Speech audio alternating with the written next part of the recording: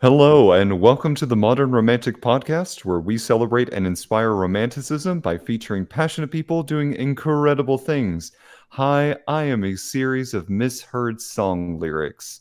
Hi, I'm Troy. Just kidding, I'm Trey. You know what's funny is I thought when you texted me that earlier, I thought you were telling me that that was just a random thought you were having. No, that was like going to be I the didn't. legitimate opening. I was like, I mean, it's true. I feel like you get called Troy too much, but that's okay. We know who you really are. And Yes. hi, I'm Emily. I'm Um, sorry, I did not mean to derail you. People call me M without asking if it's okay. They just start in. It happened the other day, even. So, Seriously? anyway, welcome to the podcast, everybody. Tonight, we're delighted to have a remarkable guest on the podcast. Hi, Paola DeLage, sorry, an artist and art instructor at the 510 Art Lab in Sauk Centre, Minnesota. Her vibrant creations are inspiring, and she makes her students feel comfortable and confident. We'll dive into her artistic journey, teaching philosophy, and insights into conquering creative challenges. So, welcome to the podcast, Paula. Yay! Hello. Thank you for Yay! having me. I'm Thank you so for being excited. here. Of course. Oh, So, I know you from the art lab, Mhm. and we had Gwen on. Oh, it's been a couple months now, I think. Yep. We had Gwen from the art lab on, and so I was really excited we get to talk to you as well. So, it's kind of cool because you're just sort of across town. Yeah. Yep. Paula, one of the first things that I would like to know, and that I think many of our listeners would like to know, is can you tell us a little bit about your artistic journey? Yeah. So like as Emily said, right now I'm volunteering at the art lab, and the art lab itself has been like such a great opportunity to like learn about painting and like leading a class, which I think every painter or person who like paints and does art, kind of has like a fantasy where they would be a teacher. And now I get to kind of live that fantasy through the art lab, so it's really great. It's a huge honor. And I also get to meet a lot of different artists there. So I find little inspirations in different people. And that's also very curating to me and my art. But I'm really nerdy. I initially started my artistic journey through like anime, watching cartoons and anime. Yes. It's so embarrassing to say, but you know what? There's a lot of cool stuff out there. So that's where I started my artistic journey, watching a lot of anime, late night Toonami, Adult Swim anime. Yep, and I went down that rabbit hole. And then I got involved in I think I watched a movie called The Girl with the Pearl Earring, which is based off of the painting.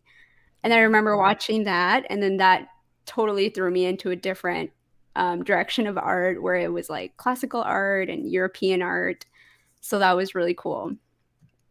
And now I'm just trying to develop some really solid painting skills so that one day maybe I can paint classical European style portraits.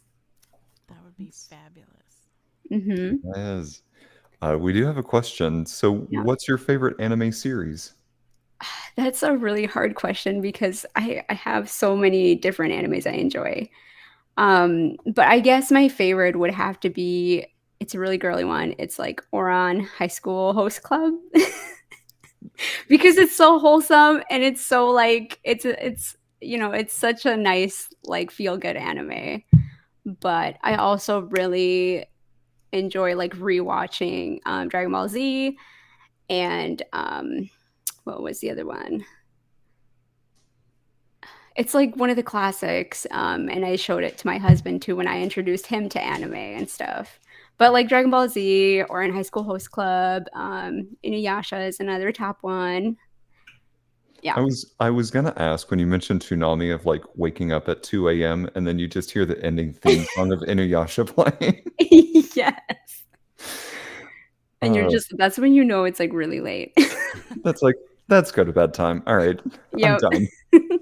Fell asleep on the couch or something. Yes.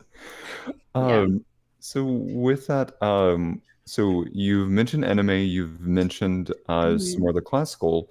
How has that kind of influenced your art and the evolution of your art over the last couple of years?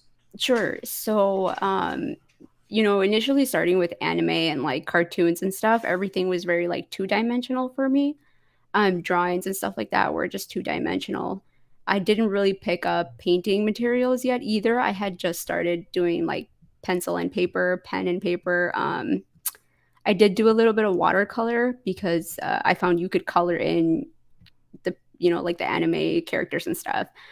But now with the classical things, it's like your pencil is your underlay. It's like what's underneath your painting versus like anime, the pencil is on top and it's like your primary material, right? So now it's the underlayer, and I'm noticing that with like the classical paintings, there's so many layers to a painting that help it bring it to life and feel three-dimensional, and also like bring the viewer into the painting and guide them through. Whereas like anime, I feel as though like it's more 2D, and it's been really challenging for sure. I like that you bring up, like, what some of the different art styles is, or maybe some of the flaws or the drawbacks of certain things, or what Mhm. others highlight. There's always that thing in, like, art of, like, I don't know what it is, or I just can't quite put my finger on what it is and to describe it, but I think that that really encapsulates that.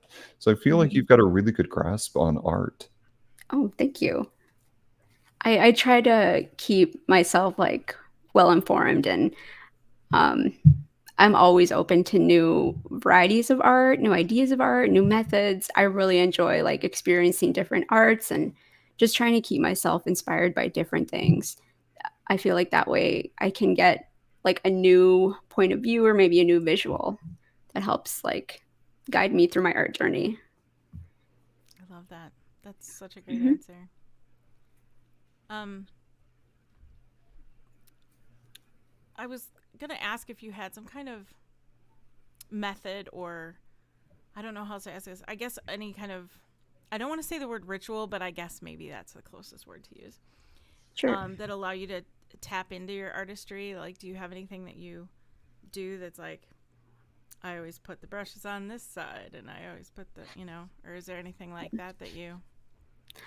Not really, but I will say I do find that I have to clean like my space before I start. Like everything has to be really like clean, wiped down before I get started. And I really enjoy painting and drawing in front of like a big window.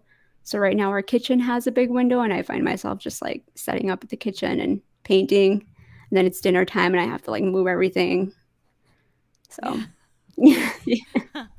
But yeah, if like my area isn't tidy and if it's not clean, I don't find myself like really sitting down to starting and painting and stuff. That's relatable. I find that to be a hard mental obstacle to get past if I have a bunch of clutter, or if I Mhm. have stuff around me that I've done it before when for sewing, where if my sewing room is a mess already, which it is right Mhm. now, it just is. That's why it has a door.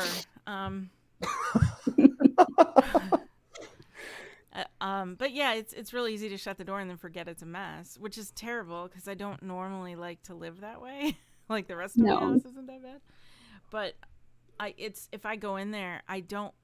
It's it's like painful somehow to my soul, and I can't start Mhm. until I get the space cleaned up enough to where I can feel like I can start. Start again, yep. Mm-hmm. Yeah, there's a reason why I have the camera currently angled the way that it is, so you can't see the sewing menagerie that's currently happening to my right. It's true. That's why I have a blank background. Because I was like, yeah, my space is not clean right now. Well, it kind of brings up an interesting question of there's so many thoughts running inside of our heads, and like we have to get that out in some capacity, and that can be a Mhm. little bit chaotic. And then we are the makers of said chaos, and then we also have to be the ones to clean it up. And no, like Emily Yeah. said, I'm just going to close the door and just remind myself tomorrow that it's there. Yeah. I want there to be little elves cleaning it up when I'm not looking or sleeping, and it's not really a thing. Yeah. It's a lie.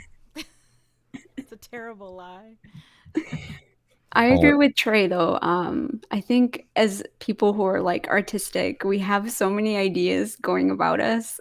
It's just really easy to stop and start between projects or start on something new because you felt inspired.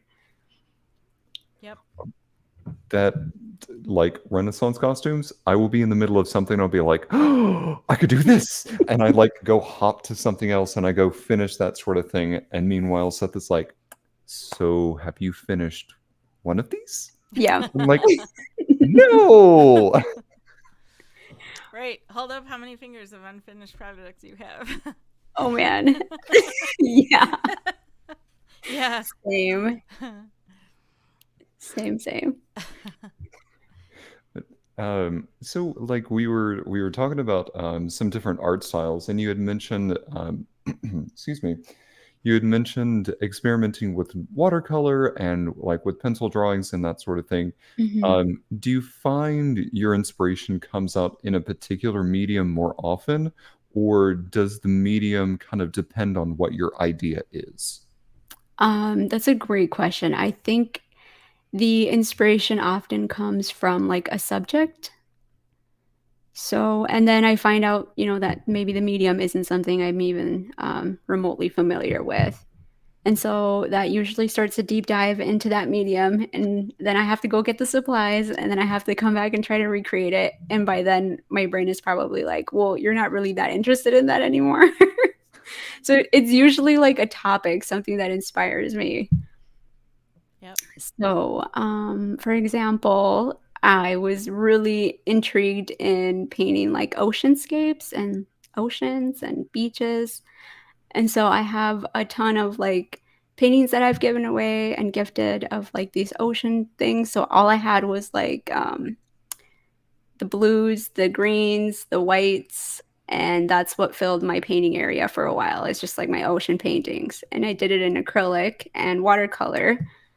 But now I'm kind of like shifting over to like the more classical stuff. So now I'm finding that I have to like expand my paints. Yeah. So, Well, So that's a lot. Oh, sorry, no, Trey. go ahead. Go That's ahead. a lot more dark tones, isn't it? mhm. Yeah. Yes. Do you stick with acrylic then, or do you switch to like oil or something else? I have started with acrylic. I guess that was like the easiest medium to start with because it dries quickly, Oh, yeah. whereas oil takes longer to dry. But oil is like what I'm striving to do. Like I'm striving to be able to paint in oil and Yeah. also paint more like flesh tone, Oh, which yeah. I have to like go from painting oceans to painting still life, and still life is like really boring to me right now. So I'm like procrastinating doing that. So, what if you could like make the subject more interesting? We could dress them up like an Inuyasha character and have that as your still life. I probably could, but that might actually be a lot to start off with. Okay, that Like a that's still fair. life is usually just like an apple or a bowl or something. Fine, okay. I know. And then if I do get super ambitious though, Trey, if I do get super ambitious, Mhm. I'm like my own worst critic. And I will just be like, "Ah, why did you even do this? This is terrible." And I'll just discourage myself because I have tried like going from 0 to 100 and then yeah, that happens. Yep. Super relatable. Isn't that terrible what our brains do to us, though? Like, that was me with watercolor. It still is. I Mhm. love watercolor so much. And I don't know enough. And I Mhm. just thought, well, I'll just play. Because that's how you learn, too. Yeah. And I did that, too. Like, what they did, the plein air, which is Yes. outdoor painting. Yep. They came here to the house. O- And it Okay. was really cool. It was so cool to have other people paint their depiction of what they were seeing in my backyard. That was phenomenal. And like everybody's was so good. And I'm sitting there, and it was probably a mistake because like art, like painting really is something that I'm super new to. Okay. I'm going to say it like that because I don't want to say that I'm not a painter, because I don't really want to say I would never paint, because I could Yeah. one day I'll get there. But I got out with my watercolors, and I'm like, and everybody else is like super practiced, and they're out there with their acrylics, and they're doing this amazing job. Within an hour, the one person was done, and I'm sitting here with like my kindergarten looking watercolor Yep. with stick people. Not really that, but I was like, I can't show this to anybody. You know, I felt like that, even though it was like, and I just sort of found myself going, I'm new, guys. I'm new. I don't do that. But yeah, And go ahead, Trey. well, I was sorry to interrupt you, but I was also going to say you're also the person that said that you're new to like glass fusion art, and then you just showed me that you're auctioning off one of your pieces, and it looks incredible. Thank you. You're fairly new to that, and it looks incredible. Well, you know, everybody's art brain clicks with different mediums differently than others, and so like what you said earlier, you said that you see layers in these paintings, and that's not something that people like, unless you take an art class or unless you're told that, like you just said. Not everybody realizes that maybe that's how it's done, and so that didn't this sounds really elementary to some people, but like I didn't necessarily realize that. Yeah, I know you want to go like back to front, but then when you miss something, then how do you? So like I was struggling with that, but like glass fusion clicked, like that clicked with me.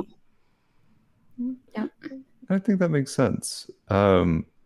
So Paola, from like your perspective with Emily's statement about like watching things click with some, and maybe some are taking a little bit longer, with you as an educator, how do you kind of reconcile with that aspect?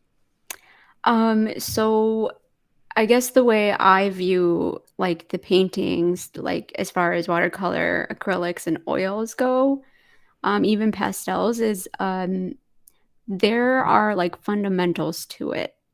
And if you're approaching these mediums without first studying how that medium works and how it reacts and how it maybe like what brushes are best to use, it's really easy to get discouraged and kind of compare your work to somebody else who does know all of this stuff.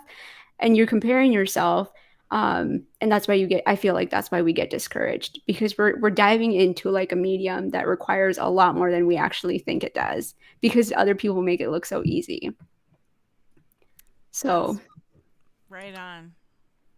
Yeah. That's exactly it. Yeah. So like when I say I was painting like oceanscapes and stuff, like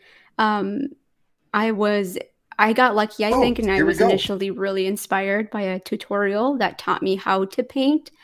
And I think I got lucky with her because she explained the technique behind it. And she explained why we were doing these layers in this order, right? So having like a tutorial teach you how to paint is good up to a certain point, because it's only going to teach you how to make that one piece that one way, versus taking that material that you learned in the video and applying it to different paintings, and something that you have to keep practicing, right? So you have to keep doing these paintings, applying that knowledge. I think you'll see growth and you'll be more pleased with your work. But diving into something that quickly I feel like we're bound to just be disappointed with our work regardless, because we don't have like the underlying knowledge. But that's not to say you shouldn't do it. Like, you absolutely should do it. Just keep going. Don't stop. Yeah, that's really good advice. I make mention of this, but something that you said kind of sparked it about the application of that. Yeah. Like, if you just take the tutorial, like you said, you're only going to make that one thing. But if you take what you've learned and you try something new, there are going to be elements of what you've tried in the next thing. And then you can use that and be like, oh, well, that part was easy, but now I have to learn something slightly different. And it's this building of those skill sets until you kind of get to that to that mastery level, like what Emily was saying.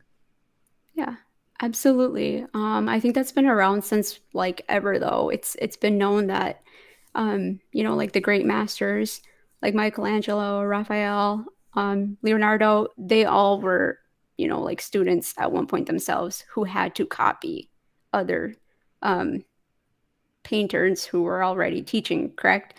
So like it's you have to learn through the process of copying who you're aspiring to be, right? Like art is just you're borrowing from art established artists, and hopefully you're giving them credit and not plagiarizing, right? But you're borrowing from them and learning from them through their process. And I think that's a huge element in art school is they have you study whatever technique, whatever medium you're trying to achieve is you're studying other painters in that medium and you're recreating what they already did. I think that's called like a case study or like a study of a painting or something. So Mhm. you have to copy somebody at some point in your journey. At some point, because I've definitely copied Emily on some of the things that I've done. Yeah, Definitely. it's Uh, all part of the learning process.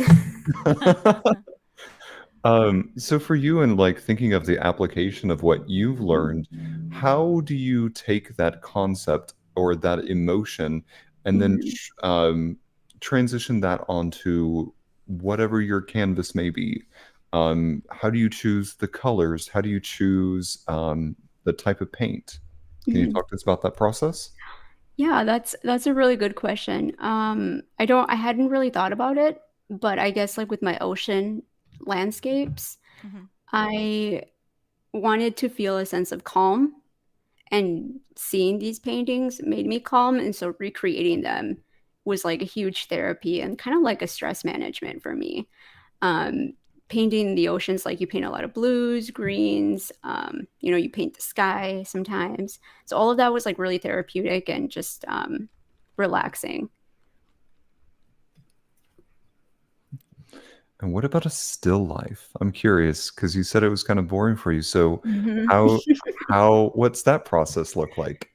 Um, I'm not really sure yet. I think it's just like the different tones maybe like we're probably going to do more earth tones when I do a still life, or um the subject matter doesn't quite capture my interest as much as like painting an ocean does. Like that gets me really excited, but like painting an apple or a pear or something might not be as exciting for me. Is there another approach that you could take that, like, that's my first thought, and I don't know the Mhm. process, or maybe the shading of an apple is something to be learned in order to take that next step toward Mhm. classical art. Is, is there another approach you could take that would be a little bit more appealing to you? I have been doing some research and all of it is leading back to still life. So I think I'm just gonna have to get over that and just do it. I mean, you could have like a Pablo Picasso and do a whole blue phase. So you get paired up with a pear or an apple or something, and then you just change the color of it to something that's maybe a little bit more appealing. Maybe, actually, yeah, I hadn't thought of that. I don't have to stick to realism, right? Right, right. Um,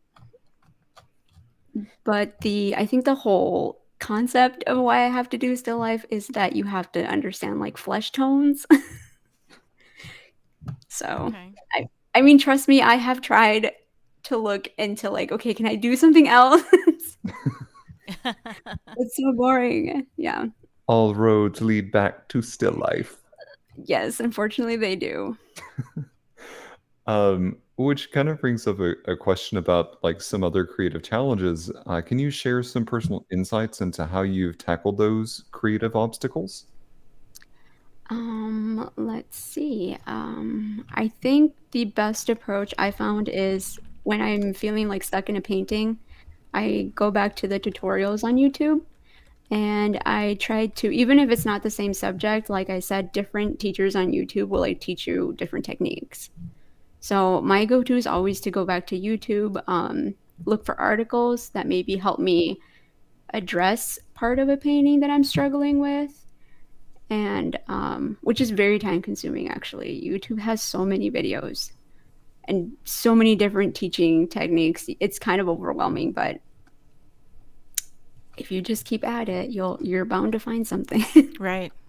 It's that way for photography too. When I get Yes. stuck editing a photo, I was doing a composite once that I didn't like. I don't do composites typically, where I'm taking different photos and I'm pasting them into each other to make like one big picture. And so I struggle with like, okay, does the shadow look right? And it helps to like walk away, and come back and look at it again. And what is it that it's missing? I can't tell what it's missing. And I don't, unless you know the terminology to go look it up, so yeah, I've done that. I've turned to YouTube and then I watch a bunch of videos and I try to like absorb what it is these other composite artists are doing that I'm somehow missing.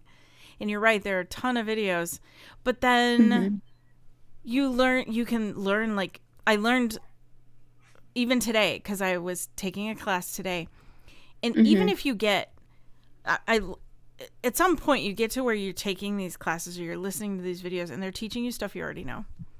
But every now and then they have that one tidbit, and it's the one thing that like you didn't know before, and it's that one tidbit that you walk away and went, yeah, I'm glad I listened to that whole like 2-hour thing. Yes, exactly. That's exactly what it is. Yeah. And I will say though, like some of the tutorials on YouTube with painting and stuff, they're great if you have some idea of painting. They're probably not so great for like an absolute complete beginner, because I have tried to tackle like the tutorials that teach you how to paint like the classical, like the old masters, and I'm just like, I can't do this. I'm obviously really far behind on the fundamentals, so I can't even do it. That is so, like, just to make sure I'm on the same page, like from a technique perspective or from like a subject matter, or can you elaborate on that a little bit more? Yeah, it's absolutely 100% like the technique, I feel. For example, like you have to know anatomy to be able to paint a portrait, right? Like the old masters. So I have to obviously not just like dive into this painting with paint. I actually have to know how to like draw a human figure based on the proper proportions, anatomy, all of that good stuff. Yeah, I feel like that would be a challenge. Like me and the stick figures, I feel like that.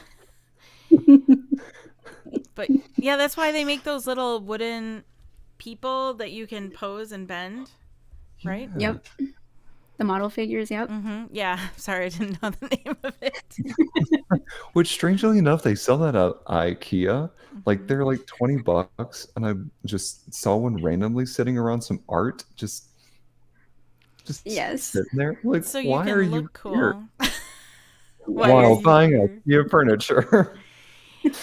It's like the little model figures that are up for adoption that didn't have homes, and so they want you to adopt them and name them and take them home for $20. I will name you Paul. So, I mean, yeah, I had a thought and then it left me. Sorry. Go ahead. So what if you think about like one of the more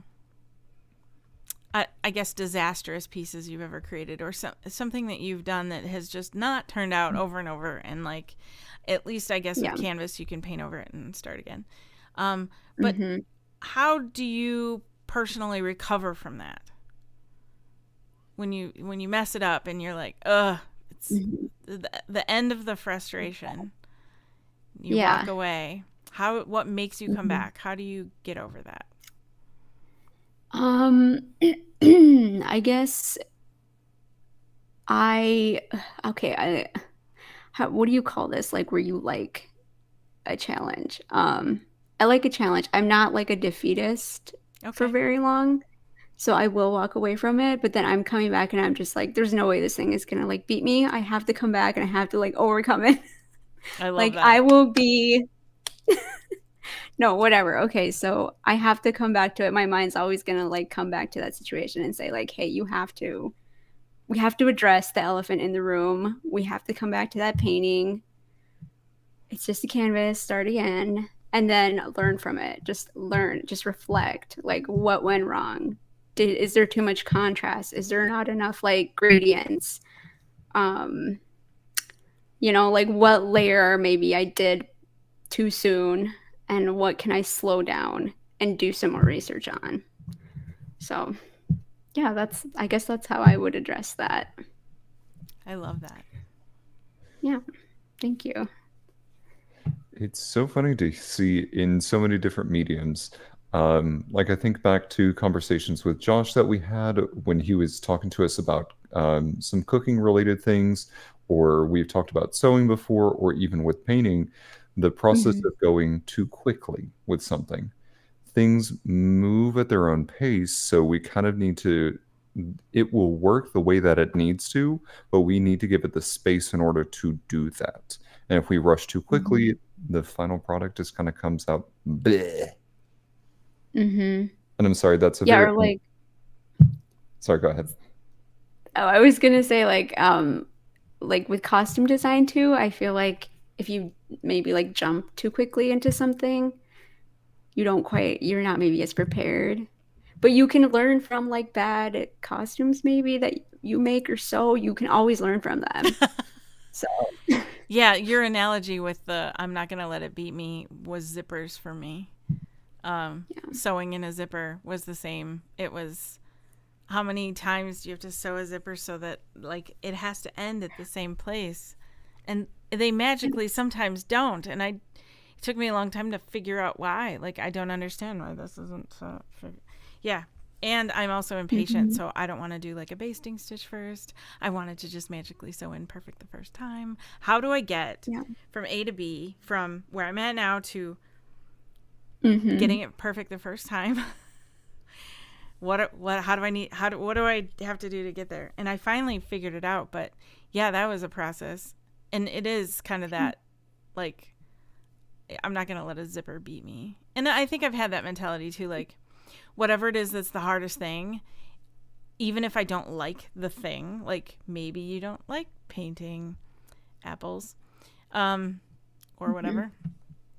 I have done the thing mentally where I'm like, you know what? Now I have to be the best at it because, and we talked about this before on the podcast, like inventory where Trey and I used to work. We used to do inventory, and I hate inventory. Hated inventory. So annoying.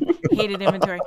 And I Can decided confirm. that the only way for me to dislike it less was to become the absolute master of inventory, where I was like, at any given time, I knew just about how much of anything there was in the store of any type at any given time.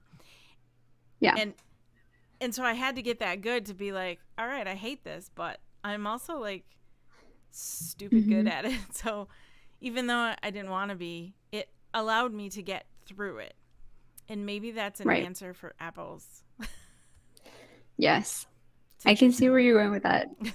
It's I have to just be like disciplined to just learn how to just do it. Yeah, the annoying part. Yep. I'm I'm a little reminded of the Mary Poppins song. In every job that must be done, there is an element of fun, and just like that, the job's a game. Uh, so, yeah, Yeah. a little bit of Julie Andrews there for you. Yeah, good Nice. old Julie Andrews. Julie, if you're listening, send us an email at emily@themodrom.com and we'll have you on the show. And yes, we Is will have you. Julie Sorry, go ahead. from The Sound of Music? Yeah. Is that the same? Yeah? Okay. Okay, cool. I Funny know who you're enough, talking about. here's a fun little tidbit about Julie Andrews. Hmm. She was the original Eliza Doolittle in the musical version of My Fair Lady was brought over to do the Broadway version because I believe they had it over on the West End. I'm not sure, can't confirm that, don't remember that part, but we're moving on.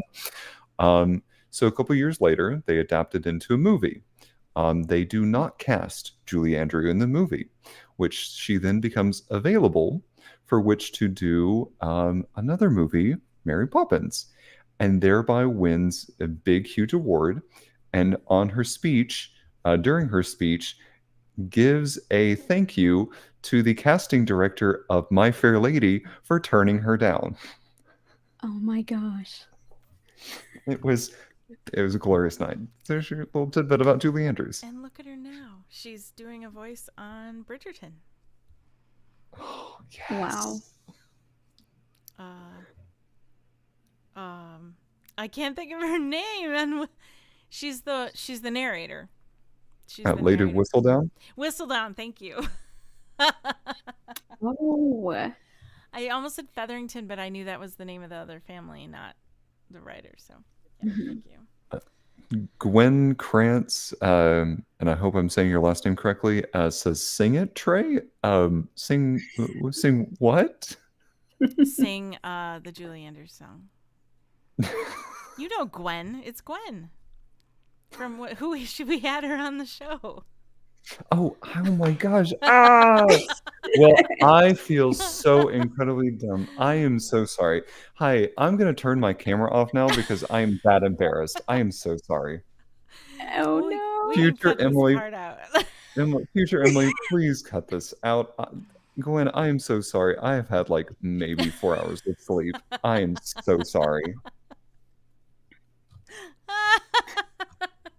Well, That's I'm okay, humiliated. Troy. Goodbye. Oh no.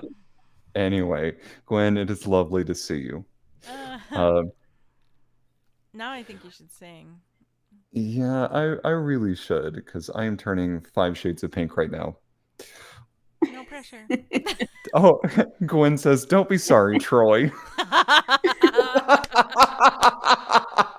Brilliant. Oh, you are a brilliant woman. Well, you could okay. sing the song from the Spoonful of Sugar song that you were singing. Oh, okay, sure. Sorry, this turned into a diatribe about Julie Andrews, and I'm so sorry. Yeah. It's okay. In every job that must be done, there is an element of fun. And just like that, the job's a game. And I don't remember the lyrics. A spoonful of sugar. This will be good. He's looking up the lyrics. Let's see. Makes the medicine go down? Yeah. Yes. All right. There's that segue though between what he just said and then the singing part. Okay. And every task you undertake becomes a piece of cake, a lark, a spree. It's very clear to see that a spoonful of sugar helps the medicine go down. The medicine go down, the medicine go down. Just a spoonful of sugar helps the medicine go down in a most delightful way. All right, there you go. Thank you. Beautiful. That was fabulous. Thank you. To make sure to clip that. Thanks. Sung by Troy. Troy. Thank you, Troy. Can I have your autograph? No. Anyway, back to our lovely guest here. Yeah, I'm sorry. So one of the things that was really intriguing to me is that as you've been talking here, you have mentioned looking up things on YouTube. You've mentioned that you're also a teacher or an educator at the Art Lab. You are also actively doing painting. So you are still learning yourself about some of these many different art styles that we've mentioned so far. What has really stood out to you the most about being an artist and this kind of learning journey that you've had? I guess the thing that stands out to me the most is how much like patience you have to have. And it's easier to have patience with other people because you're trying to encourage them in their art journey. And it's not as easy to give yourself that patience and that room for growth. Like, I can encourage somebody all day to continue their painting and give them advice on how to improve and tell them, like, maybe to use a different brush stroke or a different technique or approach it a different way. But you can't seem to give yourself that advice when you're the one painting and you're also the teacher. You know what I'm saying? Yeah. So Absolutely. just like giving yourself that patience. Emily, give yourself that patience. I have no patience. That's so hard. Yeah. How That's really how wise, though. Sorry. it is. No, you're good. So thinking about things that maybe you haven't delved into, is there still a medium that you're wanting to learn or that you haven't delved into just yet? Yeah, oil painting. So I have all of the equipment for my oil paintings. I just haven't like opened them. I haven't opened those tubes yet because like I said, I'm procrastinating that still life. I really, it's just not the greatest right now. So I'm just like trying to bide my time with my acrylics. That sort of thing, yeah. Understandable. Yeah. You'll get Mhm. inspired someday to like just crack that open and dive in. Yeah, Hopefully. for sure. And Yeah. I actually even tried like doing still life with acrylics Oh yeah. Oh, because I okay. was like, well, this dries faster. I know it won't require as much time as the oil stuff. But I think you can just achieve so much more like human like paintings with oil Yeah. because it dries so slowly. It's got that look that those paintings have that acrylic doesn't do. Hmm. Yeah. Right. Right. What's something about what you do, or what I guess I guess what's something about what you do when you're painting or whatever that makes you go, yes, this is why I do what I do. Um, I think when like towards the end when you're adding the final details and it starts coming together. That's when you're like, "Yep, I did that. I love that. I'm coming back tomorrow." When you can So, finally see the fruition of your mhm. work. Yeah. Yeah, and I guess like sewing, there's so many layers, right? But when you're adding like the final touches, those final little details and everything just starts coming together. Trey knows that with these Yeah. pants he's been working on with all the trim. Look at his face.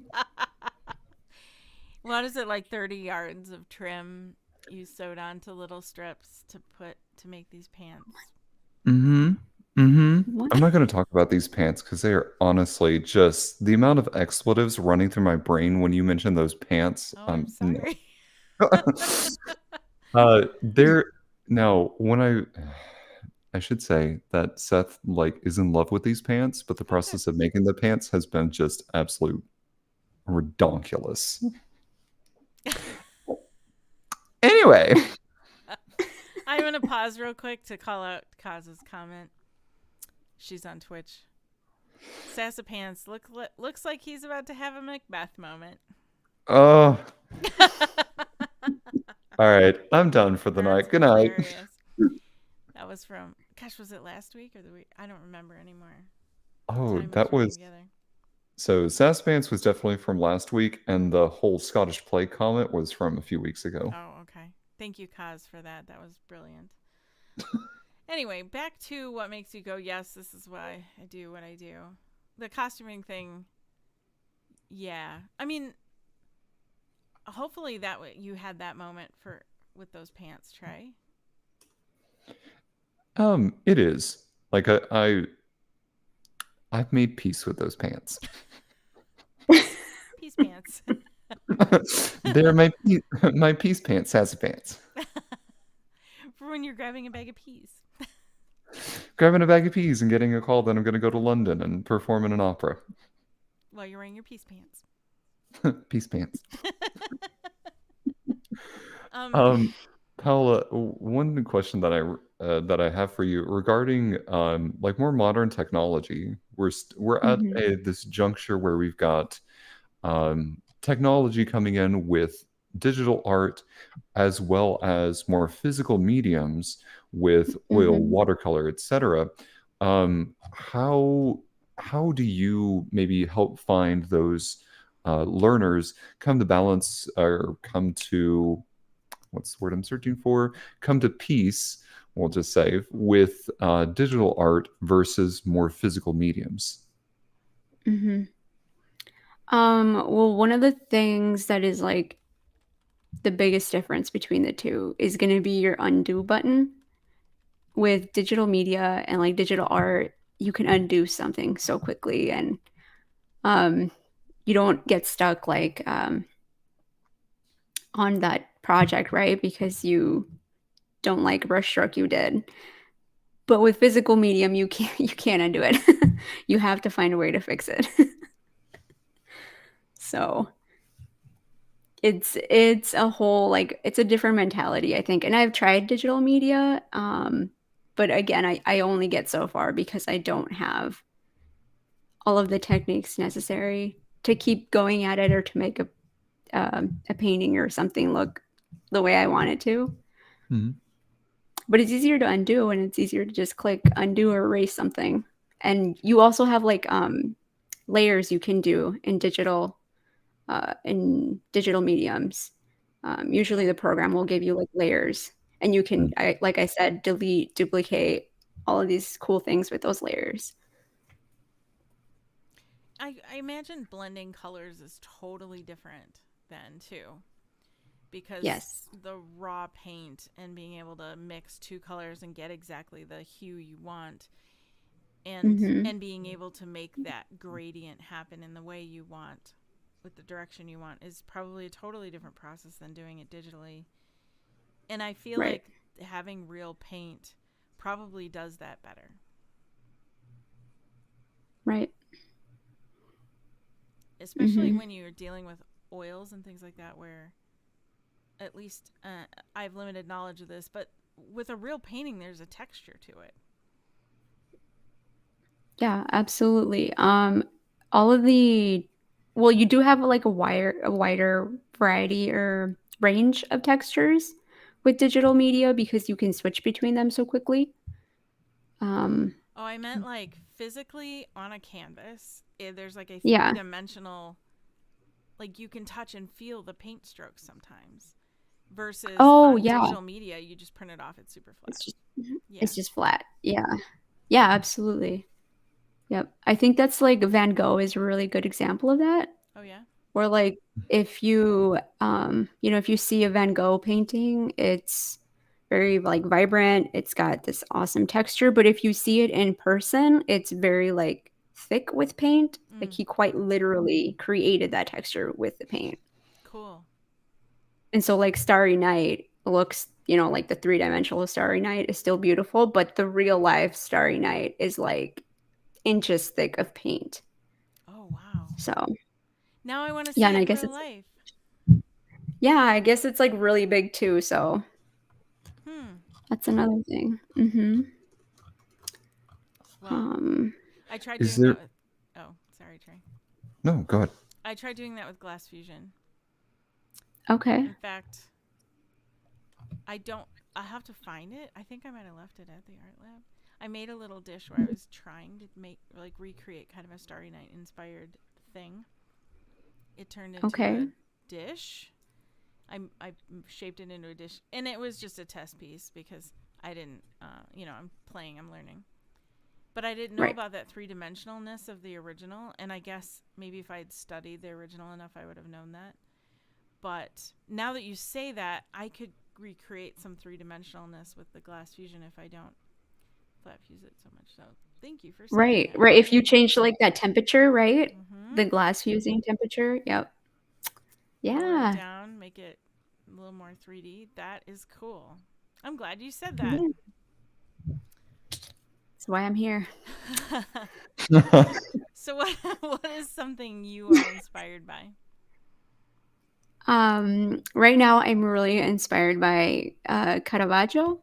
Okay. He's like a Baroque painter, and he's very controversial because he used like common people in his paintings, as well as like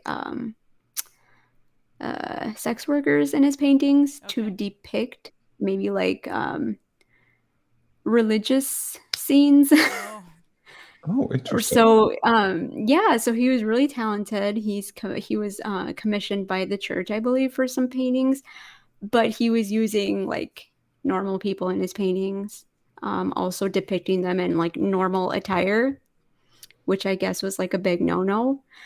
imagine And that. he was really like realistic and kind of grotesque with some Okay. of his techniques.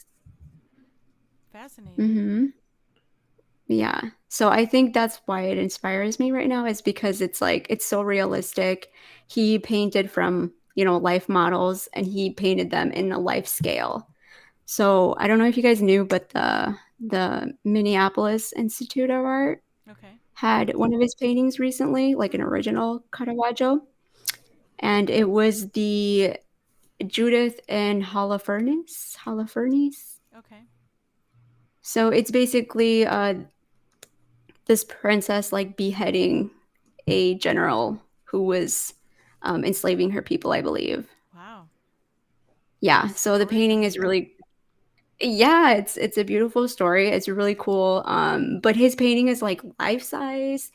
Oh. He studied like even the spray of bloods and stuff, I'm sure, to recreate it. And I guess it was really impactful at first, like really grotesque, but obviously now it's more like, wow. Yeah. So, Huh. hmm Now I want to go look that up and see it. you should. It's really, really cool. And he does a lot of like high contrast, which is what I do.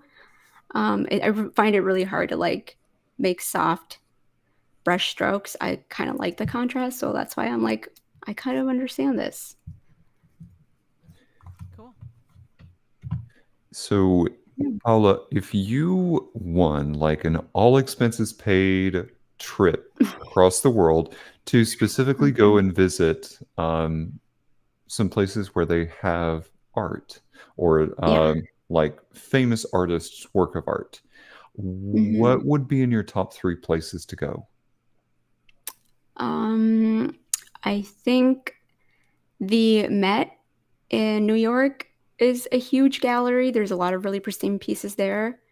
The Louvre in Paris, Yeah. France, I believe.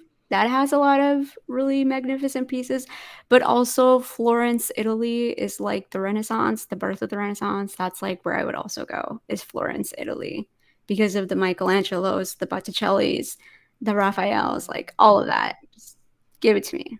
That's up my Yeah. alley too. Yeah. So cool. So we're going to start a Hmm. GoFundMe for Right. Paola. Well, Yeah.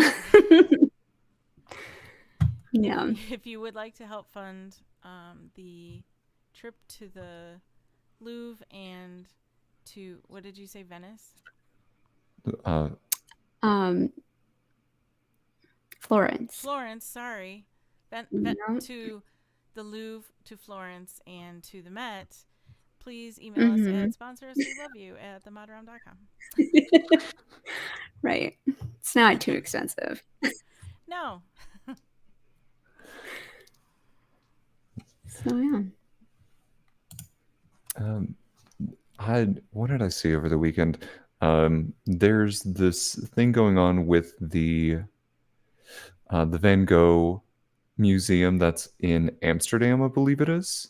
They were Hmm. doing a crossover event with Pokemon, and they did a couple of like promo trading cards with that were inspired by some of his more famous works. Like Wow. there was a Pikachu wearing a straw hat, done in the art style of Van Gogh. There's this one of like Eevee standing in a field somewhere, and then they've got a Starry Night sort of thing. it's really random what Twitter will put before you, and then go, "You like art? You like Pokemon? Here, have this random thing that you now know." Yes. I love crossovers like that. That's great. Now all of their merch that's around that is sold out, but it's wild to see the like crossovers for those sorts of things. Yes. Yeah, because then it gets like different people from different industries like talking and communicating and Yeah. yeah. Is there a particular artist, like either modern art, or if you could have someone like one of the great masters, who would you want to have a collaboration with on a painting? Oh my gosh, that's a lot of pressure. Um, I don't. Probably Michelangelo, just because he's like, to me, he's like the OG, Yeah. because he kind of dominated everything, statues. I mean, have you seen the pictures of his David statue? Hmm. It's perfection. So, yeah. Yep. We're nodding. Hmm. For the people listening, we're nodding. I'm nodding very hard right It's good now. radio. Yeah. I think But that's it's a also solid answer. intimidating. Yeah. Solid answer. I mean, I don't know how old Michelangelo was when he did that, but I feel like he must have been pretty practiced by then. He was actually like 22 or something Oh, like jeez, that. of course. Of course. What? Of course. God. Yeah, I'm pretty sure he was in his early 20s. Wow. Wow. So, I I'm think kind of behind. but for someone else, cuz it's all kind of perspective too. For someone else, Mhm.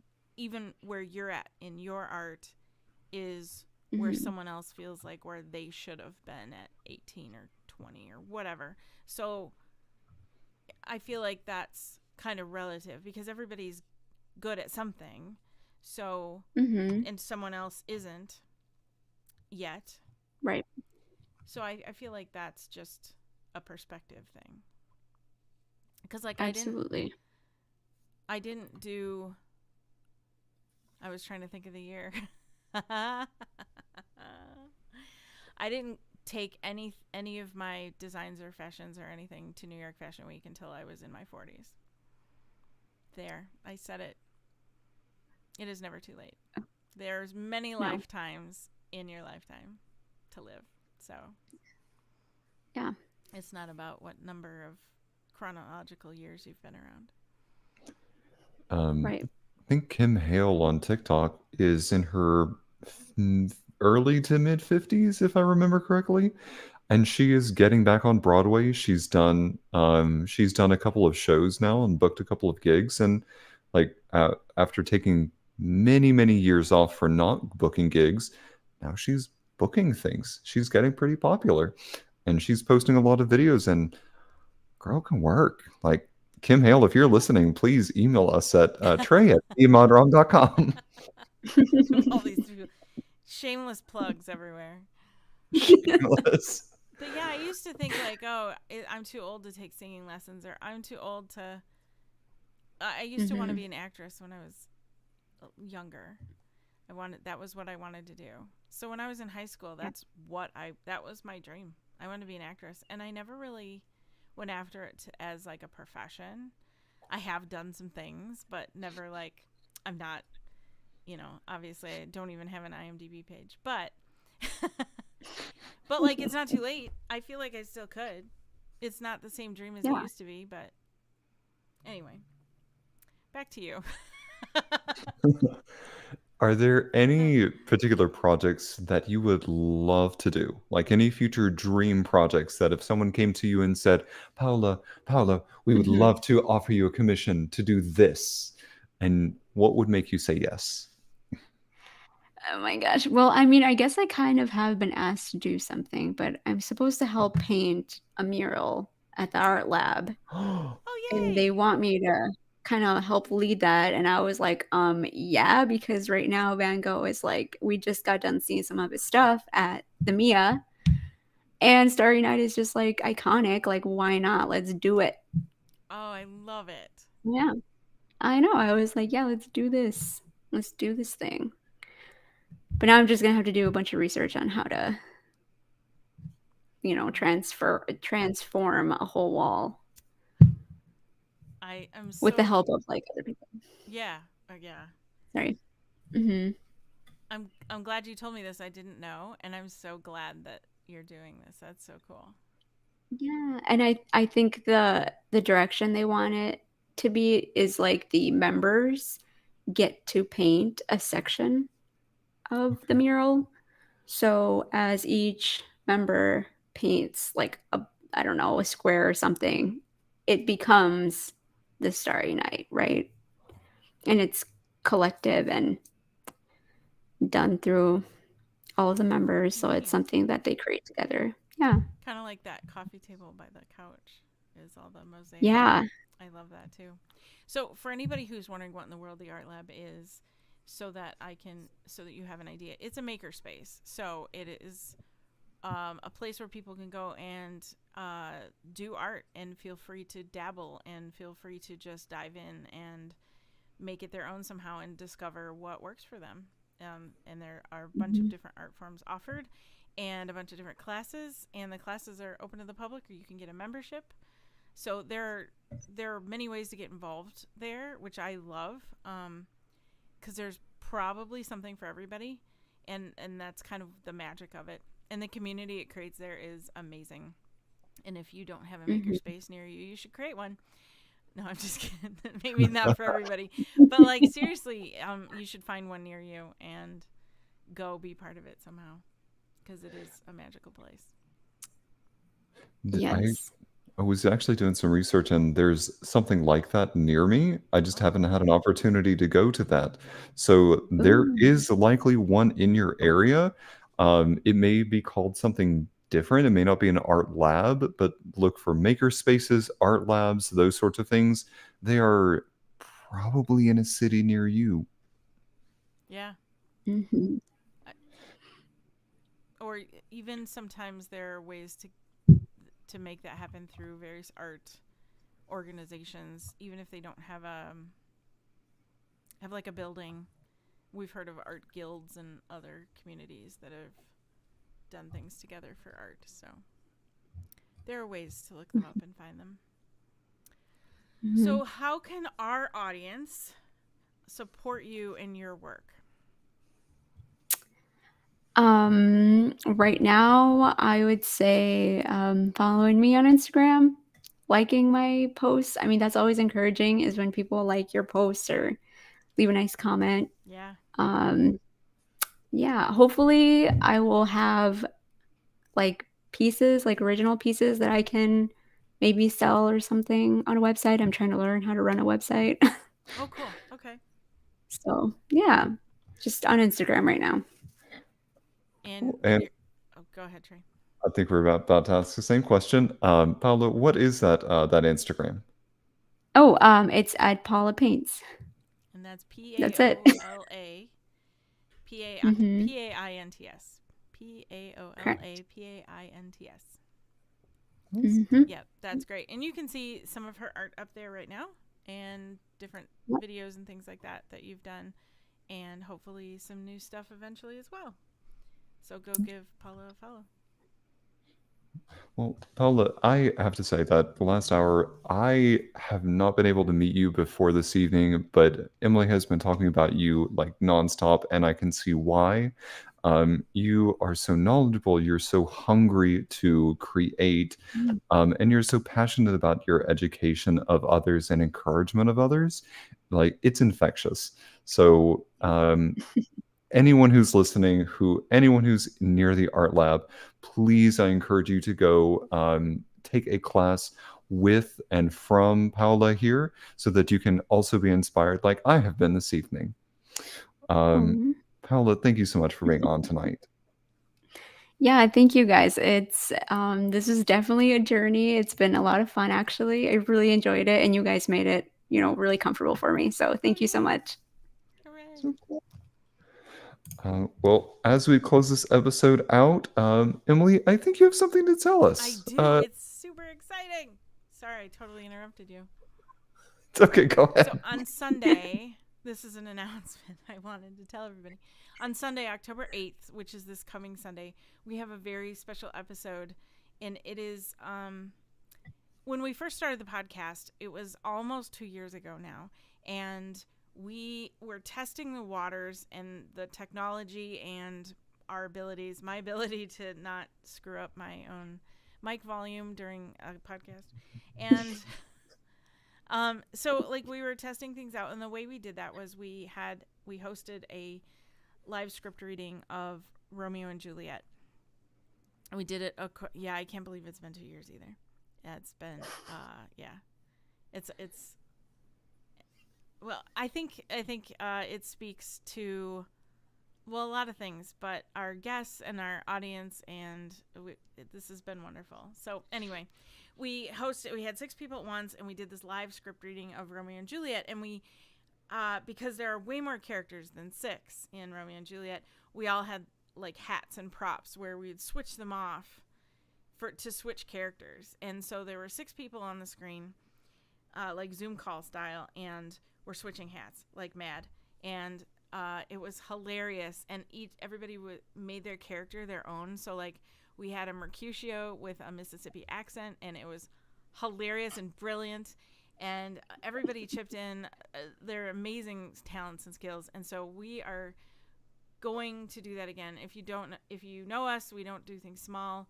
We kind of go for it or nothing at all. So because it's been 2 years, it's long overdue, and so we want to revisit this concept. We're doing it again. However, this time, instead of Romeo and Juliet, we're doing an unrehearsed live comedic script reading of Midsummer Night's Dream. And Midsummer Night's Dream is already a comedy, and we're going to make it worse. This time, we have a cast of 10 people, and some of them you might recognize from past episodes, and some of them are new. And all of them are just wickedly talented and super funny. So join us on Sunday at 1 p.m. Pacific, 2 p.m. Mountain, 3 p.m. Central, and 4 p.m. Eastern Time on all of our normal live stream channels, Facebook, YouTube, Twitter, and Twitch. And I guarantee it'll be ridiculous. And then the very next day, we have another really exciting guest, Elisa Whitney. Elisa is a graphic novelist, romance writer, and the former editor of Virgo. So tune in next Monday night, next week, at our usual time for that exciting episode. So thank you for tuning in tonight. This episode, along with probably every other episode forever and always, will be dedicated to Joe Capone, our moderator, fellow comedian, passionate encourager, and greatly missed friend. You can find us pretty much wherever you tune into podcasts. For updates, announcements, and more, find us on social media under Monoromantic. Thanks, everybody, and have a painterly day. Yay. I love that. Good night, everybody.